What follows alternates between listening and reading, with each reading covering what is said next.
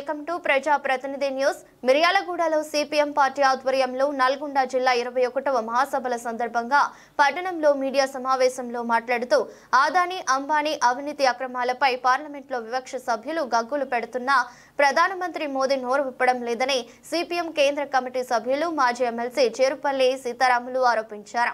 ప్రపంచ వ్యాప్తంగా అన్ని దేశాలలో ఆదాని అంబానీ అవినీతికి పాల్పడిన విషయం తెలిసినా దేశ పార్లమెంటులో ఆదాని అంబానీ అవినీతిపై చర్చ జరగాలని విపక్షాలు కోరుతున్నా మోదీ మాత్రం నోరు మెదపడం లేదు. దీంతో అర్థమైపోయింది పరోక్షంగా ప్రత్యక్షంగా మోదీ సహకరించారని తేలిపోతుందని ఆరోపించారు. బీజేపీ అధికారంలోకి 2 దఫాలు పూర్తి చేసుకుని 3వ దఫా కూడా ఎన్నికైంది. మొదటి నుండి అధికారం మీదకి వచ్చినటువంటి తొలి రోజుల నుండి అదానీ అంబానీల ప్రయోజనాల కోసం పనిచేస్తుందనే చర్చ దేశవ్యాప్తంగా జరుగుతున్నది. చాలా సందర్భాల్లో ప్రజల ప్రయోజనాల కన్నా కార్పొరేట్ శక్తుల ప్రయోజనాలకి అదానీ అంబానీ కుటుంబాలకి ఆయన పరోక్షంగా ప్రత్యక్షంగా సహాయపడుతూ వస్తున్నాడు. ప్రజల గురించి పట్టించుకోవట్లేదు, ప్రజలకు ఇచ్చిన వాగ్దానాలను అమలు చేయటం లేదు అనే చర్చ చాలా తీవ్రమైనటువంటి చర్చ జరుగుతూ వస్తున్నది. ఈ చర్చ తీవ్ర స్థాయిలోకి మన దేశంలో జరుగుతున్న సందర్భంలో ఇతర దేశాల్లో ఆయన చేస్తున్నటువంటి కుంభకోణాల గురించి స్పష్టంగా పత్రికల్లో రావటం ఆధారాలతో సహా వస్తున్నటువంటి పరిస్థితున్నది.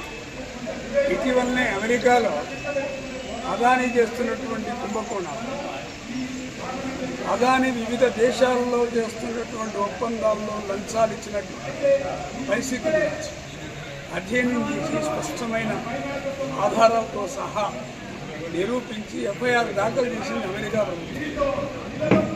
ఇది ఒక పెద్ద చర్చనీయాంశమైన దేశంలో పరిష్కారం చేయకుండా వాళ్ళ రాజకీయ ప్రయోజనాల కొరకే ఒకరిపైన ఒకరు ఆరోపణలు చేసుకుంటూ కాలం గడుపుతూ ఉన్నారు తప్ప ప్రజల సమస్యలు పరిష్కారం చేయాలనే చిత్తశుద్ధి కేంద్ర రాష్ట్ర పాలకులకు లేదనేది స్పష్టంగా కనిపిస్తూ ఉంది.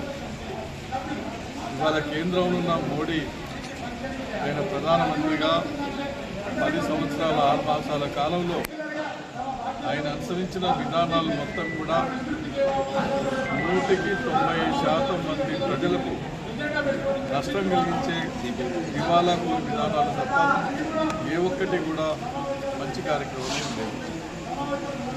కేవలం 4-5 చేతుల్లో దేశ సంపదను మొత్తం కొల్లగొట్టి వాళ్ళకు ఉపయోగించే కార్యక్రమం తీసుకోవడం జరుగుతూ ఉంది. ప్రజల మీద విపరీతమైనటువంటి పన్నుల భారం వేస్తూ ఉన్నారు. ప్రజల యొక్క ఆదాయం రోజు రోజుకు తగ్గిపోతూ ఉన్నారు.